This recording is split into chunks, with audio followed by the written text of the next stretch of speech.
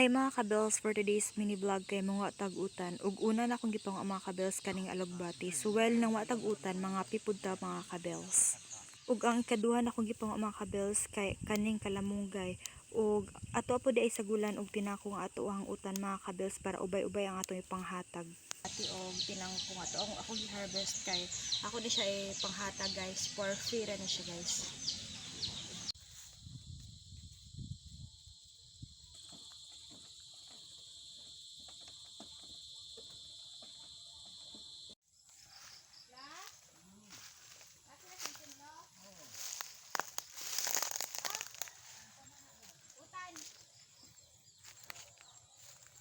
Utan lang.